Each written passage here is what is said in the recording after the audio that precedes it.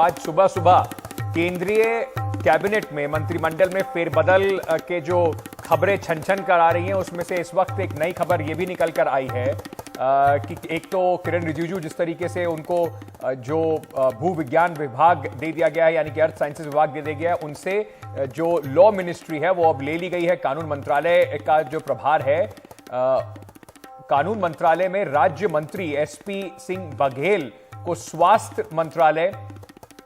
स्वास्थ्य परिवार कल्याण मंत्रालय के राज्य मंत्री बना दिया गया है। अर्जुन सिंह मेघवाल को किरण रिजिजू के स्थान पर कानून मंत्री बनाया गया है। मौजूदा विभागों के साथ साथ वो कानून और न्याय मंत्रालय भी अब राज्य मंत्री के रूप में स्वतंत्र प्रभार के तौर पर उन्हें सौंपा गया है।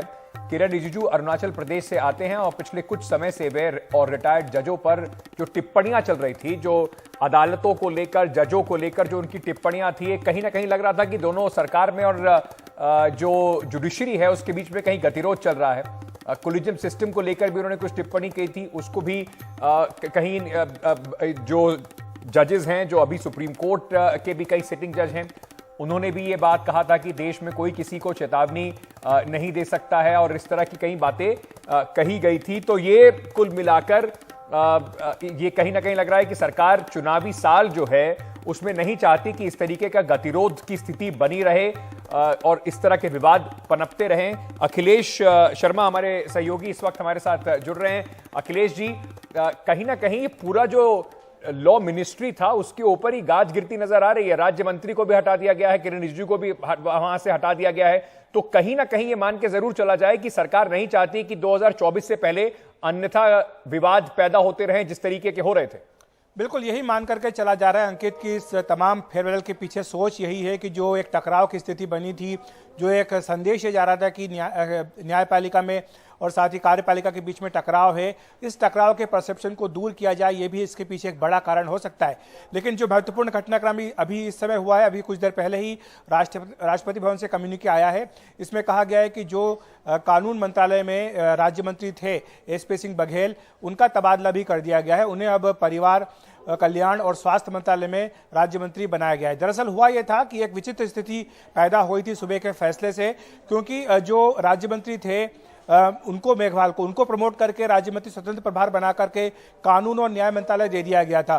तो शायद ये पहली बार था कि राज्य मंत्री के नीचे कोई राज्य मंत्री था और शायद इसी विसंगति को दूर करने के लिए ये निर्णय किया गया है कि एसपी सिंह बघेल, जो कि अभी तक कानून और न्याय मंत्रालय में राज्य मंत्री थे, किरण रिजिजू की सहायता करने के लिए बतौर उनके राज्य मंत्री, उनके जूनियर मिनिस्टर, अब उनका भी तबादला कर दिया गया ताकि अब पूरी तरह से जो कानून और न्याय मंत्रालय है वो मेघवाल के हाथ में चला जाए और किसी भी तरह का कोई असमंजस ना रहे। क्योंकि अभी तक हमेशा यही होता आया है कि जो कैबिनेट मंत्री होता है उसकी सहायता करने के लिए एमओएस होते हैं, लेकिन जो राज्य मंत्री स्वतंत्र प्रभार होते हैं उनके साथ कोई राज्य मंत्री नहीं होता है। तो शायद इसी विसंगति को दूर करने के लिए यह फैसला किया गया है। अखिलेश जी, बहुत बहुत शुक्रिया इस वक्त हमारे साथ जुड़ने के लिए और ये जानकारी हमारे दर्शकों के साथ साझा करने के लिए। अब चलते हैं हमारी आज की जो प्रमुख खबर है जिस पर हम चर्चा करने के लिए आज इस वक्त सवाल इंडिया का में मिले हैं। कर्नाटका में कांग्रेस पार्टी का जो 4 दिन से लगातार असमंजस, डिस्कशन, थोड़ा संदेह लोगों के दिमाग में, पार्टी के लोगों के दिमाग में चल रहा था, वो कम से कम अब पूरी तरीके से खत्म। कांग्रेस का फॉर्मूला तैयार है और अब राज्य के अगले मुख्यमंत्री के तौर पर सिद्धरमैया कर्नाटका के मुख्यमंत्री के तौर पर शपथ लेने वाले हैं। डीके शिव कुमार को कर्नाटक के इकलौते उप मुख्यमंत्री के तौर पर मना लिया गया है। आज शाम 7 बजे बेंगलुरु में विधायक दल की बैठक होगी जिसपे आधिकारिक तौर पर इस पे स्टैंप लग जाएगा। सिद्धरमैया को विधायक दल के नेता के रूप में वहां चुना जाएगा। नई सरकार के गठन की पूरी जो रूपरेखा है वो तैयार होने के बाद शनिवार को करीब दोपहर 12-12:30 बजे मुख्यमंत्री के पद के तौर पर सिद्धरमैया शपथ लेंगे। डीके शिव कुमार वहां पर मौजूद होंगे, वो डेप्यूटी सीएम के तौर पर। और यह भी कहा गया है कि और भी कई सारे ऐसे नेता हैं जिनको शपथ दिलाई जाएगी, क्योंकि बहुत जरूरी होगा कांग्रेस के लिए ये कम से कम ऑप्टिक्स जिसको कहते हैं, इस तरीके का चित्रण पेश करना कि कर्नाटक की जो पूरी टीम है वो इकट्ठी है, जैसे चुनाव लड़ा था वैसी चुनाव के बाद भी है। बताया जा रहा है कि कांग्रेस अध्यक्ष मल्लिकार्जुन खड़गे का यह फैसला है। इस फैसले के मुताबिक सिद्धरमैया कर्नाटक के नए मुख्यमंत्री होंगे। डीके शिव कुमार इकलौते डिप्टी चीफ मिनिस्टर होंगे। साथ ही साथ डीके शिव कुमार को चुनावी प्रदेश में लोकसभा चुनाव तक अध्यक्ष बने रहने के लिए भी अनुमति मिल गई है। सोनिया गांधी, राहुल गांधी से बातचीत के बाद माने हैं डीके शिव कुमार। इस बार वो ये बात बार बार कहते रहे कि मेरी कोई बगावत नहीं है, लेकिन पार्टी मेरी लॉयल्टी को इस तरह से ना ले ले कि जो भी मतलब कुछ कि मैं किसी भी चीज को मान लूंगा। इस बार उन्होंने अपनी मुख्यमंत्री पद की दावेदारी एक बड़ी मजबूती से जरूर रखी थी। मंत्रालय का बंटवारा जो है उसको लेकर भी दोनों बड़े नेताओं के बीच में सहमति बन गई है। डीके शिव कुमार से कुछ देर पहले हमारे सहयोगियों ने बात की। सबसे पहले आपको सुनवाते हैं कि डीके शिव कुमार ने क्या कहा। Decision. It must have been very difficult for you because you've toiled, worked. I've seen you in the state of Karnataka from the time when the Congress was decimated to bring it together. You know, after working hard, you always want that gain, and that is why you were extremely determined for that top post. How did you finally concede to this? See, ultimately, for various reasons, suppose you think that we have done not won the election, what would have been the position?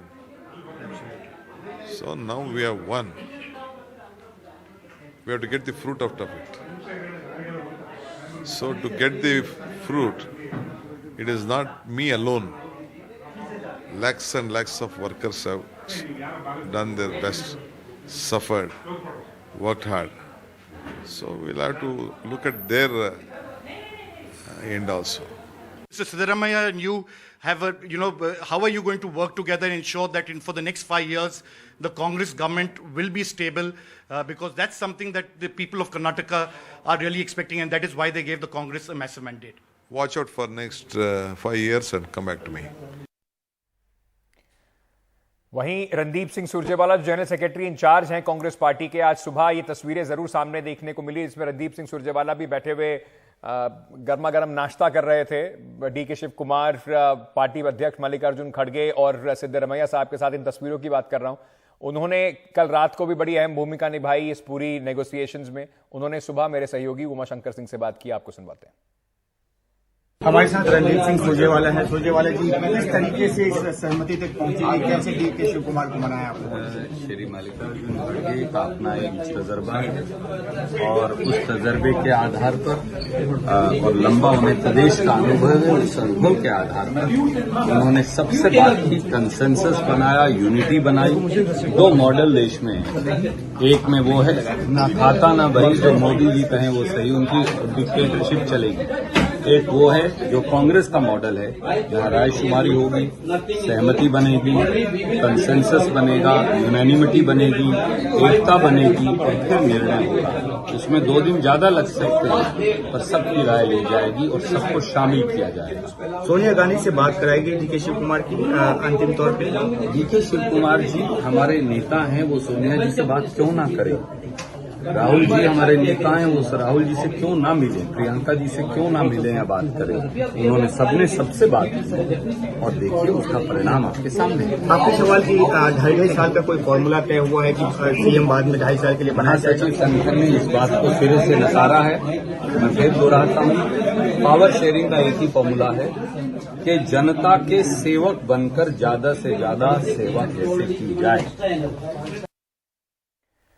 चलिए सीधे चलते हैं हमारे वरिष्ठ सहयोगी मनोरंजन भारती के पास। इस वक्त हमारे साथ जुड़ रहे हैं मनोरंजन जी। रणदीप सुरजेवाला को कहना ही पड़ेगा, उनको हर बात में मिश्री घोल के बोलनी ही पड़ती है क्योंकि कांग्रेस के नेता हैं, लेकिन काफी मशक्कत के बाद ये फॉर्मूला तय हो पाया और दोनों नेता आज आमने सामने बैठ के नाश्ता कर पाए, डीके शिव कुमार और सिद्धरमैया। तो कैसे पूरी घटनाक्रम चला?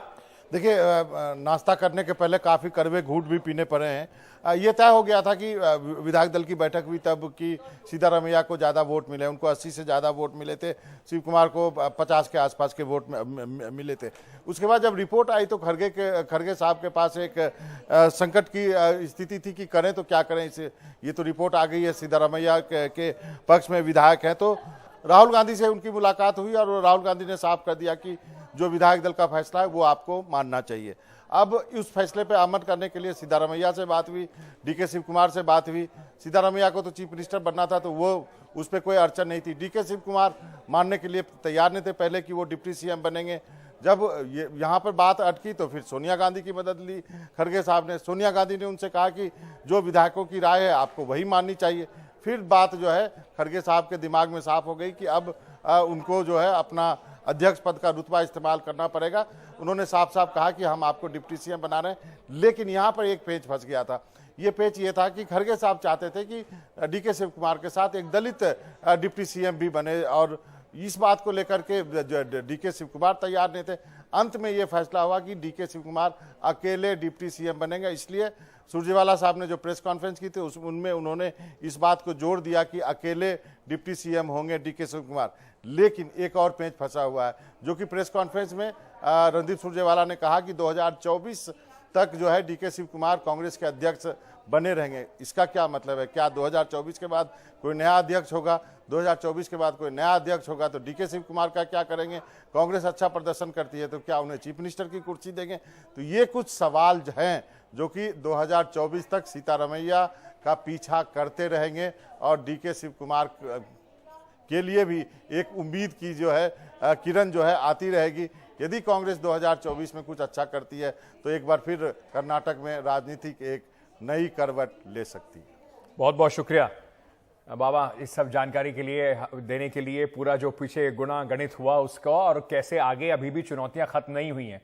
इस वक्त हमारे साथ इस पे बात करने के लिए कि कांग्रेस की गुत्थी अभी की सुलझी, इसका क्या असर पड़ेगा कांग्रेस पार्टी पर और आगे 2024 के चुनाव में, और क्या कांग्रेस के लिए राह जो है कर्नाटका में और 24 के लिए अभी क्या क्या चुनौतियां हैं, इस पर बात करने के लिए दीपक झा साहब जुड़ रहे हैं, प्रवक्ता हैं कांग्रेस पार्टी के। शहजाद पूनावाला साहब जुड़ रहे हैं, प्रवक्ता हैं भारतीय जनता पार्टी के। और हमारे साथ विनोद अग्निहोत्री जी जुड़ रहे हैं, वरिष्ठ पत्रकार हैं। आप तीनों का बहुत बहुत स्वागत।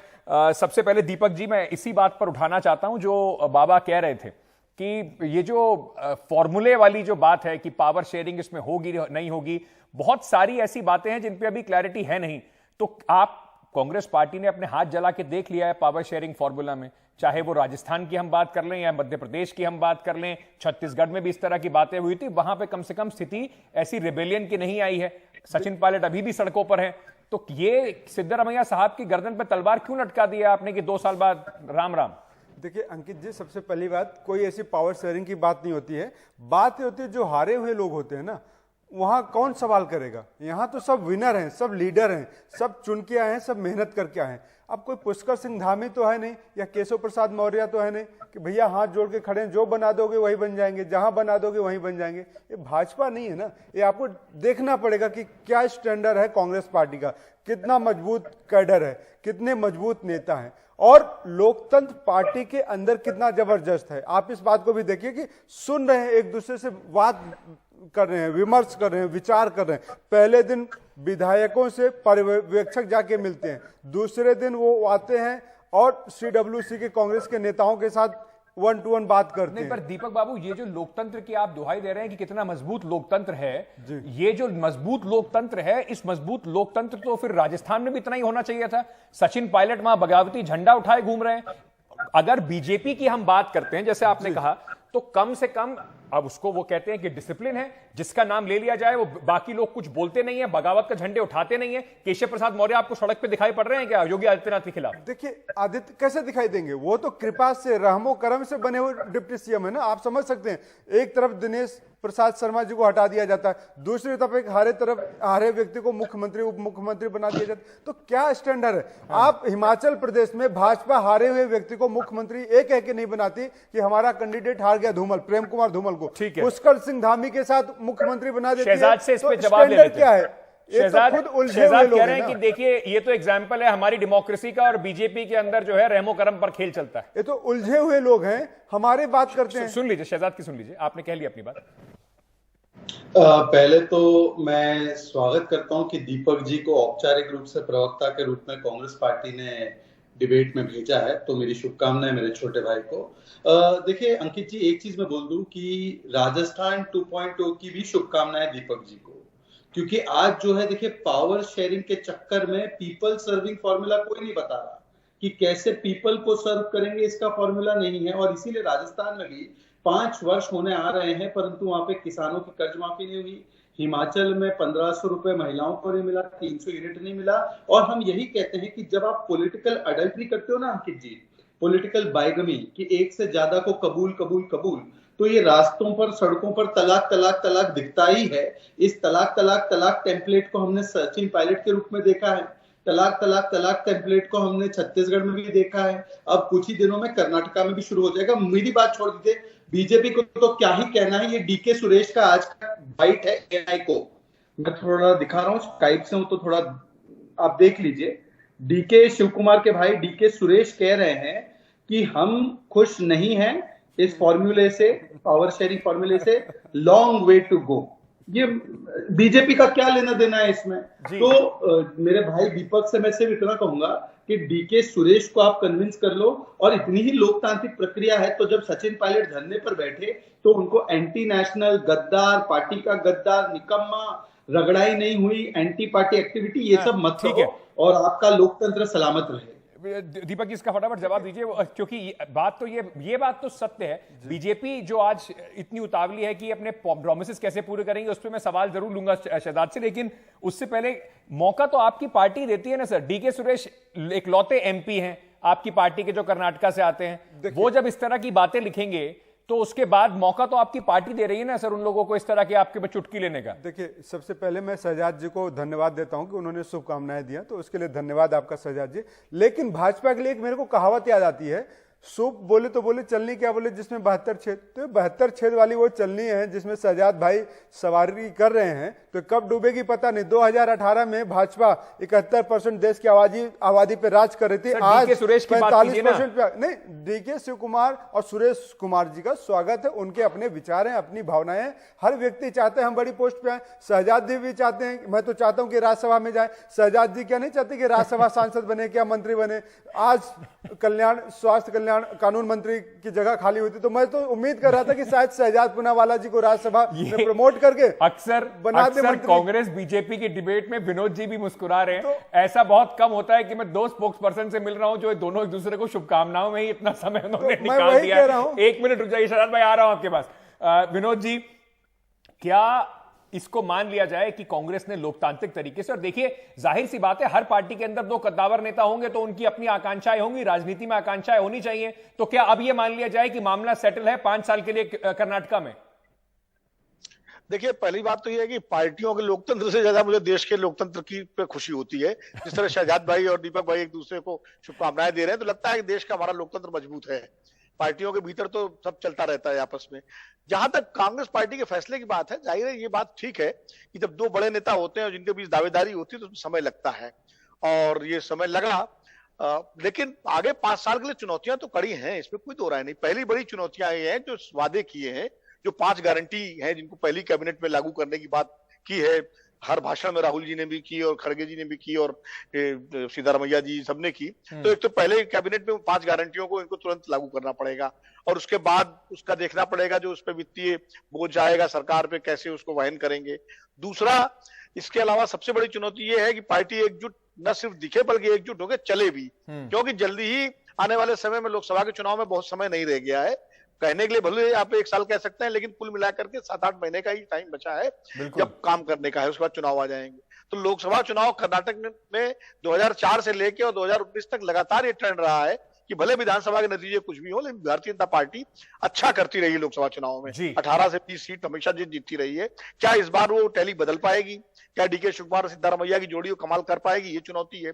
फिर आपस में अभी मंत्री पद को लेकर के बंटवारा होना है, उसमें कई एडजस्टमेंट करने। आज आप बीजेपी के हमारे शहजाद भाई की पार्टी के जो है अमित मालवीय जी का ट्वीट है कि भारतीय जनता पार्टी कांग्रेस ने कर्नाटका के साथ बड़ा धोखा किया और लिंगायतों को छोड़ दिया, और मतलब उन्होंने लिंगायतों को एड्रेस किया है। बीजेपी का एड्रेस, ये स्ट्रेटजी है, बीजेपी का वोट है लिंगायत जो इस बार कांग्रेस को भी गया है। कांग्रेस लिंगायत फैक्टर को कैसे एडजस्ट करती है, ये बड़ी वो तो है, क्योंकि इस बार कांग्रेस को अगर देखा जाए तो हर क्षेत्र और हर जाति से इस बार वोट मिला है, तो कांग्रेस के लिए चुनौती जरूर होगी। पर शहजाद भाई, क्या कहीं ना कहीं ये मान के चला जाए कि भारतीय जनता पार्टी को तो इस वक्त ये देखना चाहिए कि हार के कारण क्या रहे, या ये टीस इस बात की है कि कांग्रेस पार्टी में जहां जहां रीजनल प्लेयर्स जो हैं, रीजनल चेहरे जो हैं वो मजबूत होते हैं, वहां वहां बीजेपी के लिए मुश्किलें होती है, क्योंकि आपके जो रीजनल सत्रह वाली जो सिचुएशन है वो तो खत्म होती जा रही है, सब कुछ मोदी जी पे डिपेंडेंट है। अंकित त्यागी जी, योगी आदित्यनाथ का नाम सुना है? हेमंत बिस्वा शर्मा का नाम सुना है? पुष्कर धामी, भूपेंद्र पटेल, जिनको सबसे प्रचंड जीत मिली है? तो ये कहना थोड़ा सा अन्याय है। और ऐसे राज्यों में हमने सरकारें लौटाई है जहां पे इतिहास नहीं है सरकारें लौटने का। पर बहरहाल मैं देखिए 2-3 चीजें कहूंगा। दीपक भाई, मेरे कैबिनेट में होने ना होने की आप चिंता ना करें, जगदीश शेट्टर जी को जरूर ले लीजिएगा। हारे हैं तो क्या हुआ, लिंगायत समाज को आपने साधने के लिए जिन्हें लिया है, तो मुझे उम्मीद है दीपक जी अब लिंगायत समाज के लिए क्या करेंगे वो भी जवाब देंगे। और दूसरी बात देखिए अंकित जी, समय की बात कभी नहीं थी। विनोद जी की मैं बात सुन रहा था, भाजपा ने और मैंने खासकर अपनी बात जब रखी तो हमने ये नहीं कहा कि आज क्यों नहीं, कल क्यों नहीं, आप 1-2 दिन और भी ले लेते, पर समय इशू नहीं था। एक बार फैसला ले लिया गया, क्या वो फैसला सभी लोग मानते हैं? जैसे हमारी पार्टी में केशव प्रसाद मौर्य सड़कों पर नहीं उतरे ना कभी, पर सचिन पायलट 4.5 वर्ष बाद उतर के खुद ही कहते हैं कि मेरी सरकार ने एक भी वादा पूरा नहीं किया। तो मैं केवल ये कहना चाहता हूं मेरे भाई दीपक से कि स्थिर मैंडेट का सबसे बड़ा अपमान पॉलिटिकल बाइगमी और पॉलिटिकल अडल्ट्री होती है, जिससे कि अस्थिरता पैदा होती है और जनता के वादे पूरे नहीं होते। इसलिए मैं उनको केवल इसकी एक प्रकार से चेतावनी या जो हिदायत जो जनता की ओर से वो देखने के लिए कह रहा हूं कि इसको कभी भूलिएगा मत, राजस्थान में भूल। लेकिन शहजाद भाई, जो आप अभी बीजेपी, अमित मालवीय ने भी ट्वीट करके कहा लिंगायतों के बारे में, आप भी बड़े परेशान है लिंगायतों के बारे में, तब बीजेपी को परेशानी नहीं हुई जब लिंगायतों के सबसे बड़े नेता को आप लोगों ने बिल्कुल मुख्यमंत्री की पोस्ट से हटा दिया था? उसका खामियाजा भी शायद कहीं ना कहीं भुगतना पड़ा इस चुनाव में। बोम्मई जी कौन से समाज से है? येदियुरप्पा से बड़े नेता हैं। येदियुरप्पा से बड़े नेता हैं। अगर बड़े नेता हैं तो आपको बोम्मई जी के नाम पर लड़ना चाहिए था। देखिए अंकित जी, हमारी पार्टी में हमारे जो वरिष्ठ नेता होते हैं वो स्वयं अपने निर्णय से दूसरे नवीन नेतृत्व के लिए तैयार करते हैं जमीन। इसलिए आज शहजाद पूनावाला आपके रूप में प्रवक्ता के रूप में बैठा है, वरना तो हमारे यहाँ सीनियर प्रवक्ता भी है, पर वो जगह देते बोलते शहजाद जी आप जाइए, आपको हमें तैयार करना है। ये हमारी पार्टी की संस्कृति है। ऐसा नहीं है कि 80 साल के व्यक्ति किसी युवा लड़के को निकम्मा और गद्दार कह दे। हमारी पार्टी में ऐसा नहीं होता। वो कहाँ होता है आपको भी पता है। तो केवल इतनी बात कहूंगा, केवल लास्ट में इतनी बात कहूंगा कि लिंगायत समाज के लिए भी और पूरे कर्नाटका के 6.5 करोड़ लोगों के लिए भी क्या वादे आपने किए हैं उसको पूरा करने का काम कीजिए और हमें बताइए कि वादे कब पूरे होंगे। हिमाचल में नहीं हो रहे हैं, राजस्थान में भी नहीं हो रहे। ठीक है, छोटा सा एक ब्रेक ले रहे हैं। आप सभी से दरख्वास्त करूंगा कि बने रहिए हमारे साथ, वापस आ रहे हैं, चर्चा इस पर जारी रहेगी।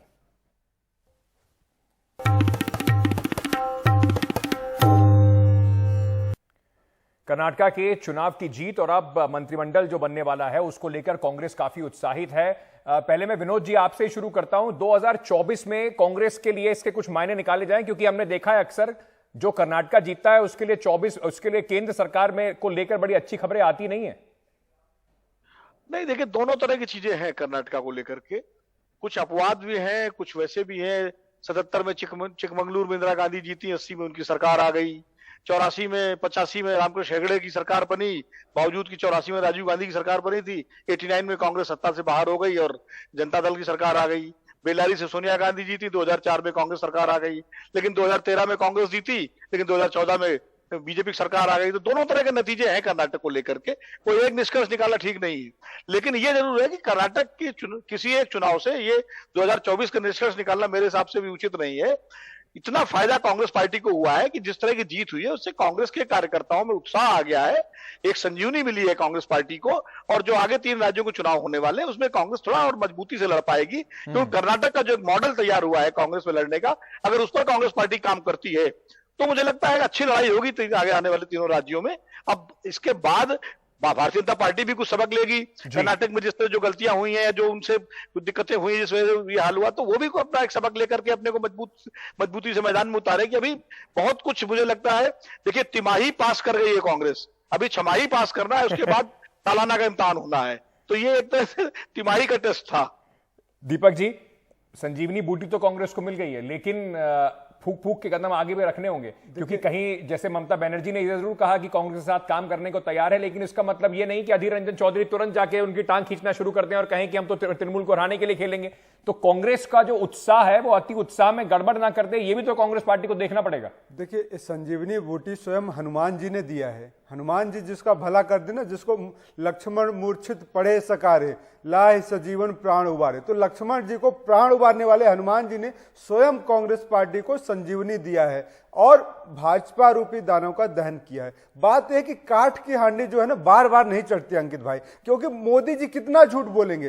देश उस महापुरुष को ढूंढ रहा है, उस महामानुष को ढूंढ रहा है जो कहता था अब की बार मोदी सरकार, अच्छे दिन आएंगे, महंगाई कम होगी, बहुत हुई महंगाई की मार। तो ये महापुरुष ने इतने नारे दिए थे, जनता ढूंढ रही है अगरबत्ती लेके, टॉर्च लेके। बिल्कुल खत्म टाइम है मेरे पास। शरद भाई, अंत में आपके पास आके बस ये पूछ रहा हूं, आप कॉन्फिडेंस देख रहे हैं दीपक जी का? नए नए बने हैं प्रवक्ता, लेकिन कॉन्फिडेंस देख रहे हैं? कांग्रेस पार्टी में ओत प्रोत हो रहा है इस वक्त। कभी कभी अति आत्मविश्वास और अति अहंकार ये लापरवाही का पहला पड़ाव बनता है। तो दीपक जी प्रवक्ता के रूप में और सरकारों के रूप में दोनों इससे बचेंगे। पर एक सवाल है कि क्या जनता ने 2.5 साल के इस पावर शेयरिंग फॉर्मूले के लिए वोट दिया था या 5 साल की स्थिर सरकार के लिए? कर्नाटका की जनता भी अब चयन और चिंतन करती हो। चिंता मत करिए अभी सजाद भाई, बस अभी इसको यहीं पर विराम देते हैं। आप लोगों को बहुत मौका मिलेगा, बहुत मौका मिलेगा। आने वाले बहुत सारे राज्यों के चुनाव है, ये पूरा चुनावी साल है, इसका विराम अभी देते हैं। पश्चिम बंगाल में द केरल स्टोरी से बैन सुप्रीम कोर्ट ने हटा लिया है। सुप्रीम कोर्ट ने आज कहा कि सरकार के बैन के फैसले पर रोक लगाई जा रही है। राज्य सरकार ने 8 मई को इस फिल्म पर बैन लगाने का नोटिफिकेशन जारी किया था, उस पर सुप्रीम कोर्ट ने रोक लगा दी है। सुप्रीम कोर्ट ने तमिलनाडु में भी हर सिनेमाघर और फिल्म देखने वाले लोगों को पर्याप्त सुरक्षा देने के निर्देश दिए हैं। तमिलनाडु ने फिल्म की स्क्रीनिंग को रोकने के लिए पुलिस द्वारा औपचारिक और अनौपचारिक कोई भी कदम नहीं उठाया गया, ऐसा सुप्रीम कोर्ट के आगे रखा था। सुप्रीम कोर्ट अब आगे इस मामले की सुनवाई 18 जुलाई को करेगा। 26/11 मुंबई हमले के आरोपी तहावुर राणा को भारत लाया जाएगा। अमेरिका की अदालत ने पाकिस्तान मूल के कनाडा के कारोबारी और हमलों में आरोपी तहावुर राणा के प्रत्यर्पण को मंजूरी दे दी है। भारत के प्रत्यर्पण की मांग जो थी वो काफी दिनों से ये भारत लड़ाई लड़ रहा है तहावुर राणा को भारत लाने की, उसकी जांच करने की, उसको इस पूरी 26/11 की जांच में जो कड़ियां हैं उन्हें जोड़ने की। भारत के अनुरोध पर अमेरिका में गिरफ्तार किया गया था तहावुर राणा को और अब रास्ता साफ होता जा रहा है उसको भारत लाकर उसकी जांच करने का।